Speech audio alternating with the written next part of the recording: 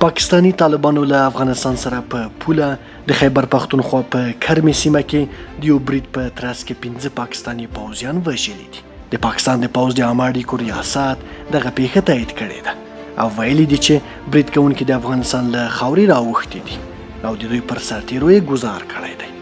پاکستانی پوځیانو ویلي چې په دغه برید کې د ټي ټي پي جنګیالیو ته هم مرګ ژوبله اړولې ده.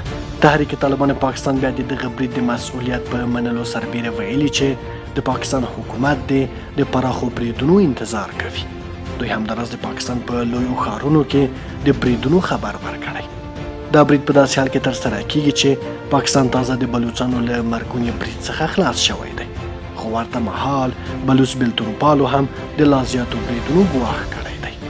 سرچینې وایي چې پاکستانی طالبانو او بلوچ بیلتون پالو ته له افغانستان څخه پرمختللې امریکایي وسلې رسیدلې دي چې کولی شي پر مټ یې پاکستاني سرتیري په نښه کړي. د پاکستاني طالبانو موخه د هغه هیواد د اوسني نظام سقوط او د بلوچ بیلتون پالو هدف بیا د ازادۍ ترلاسه کول دي.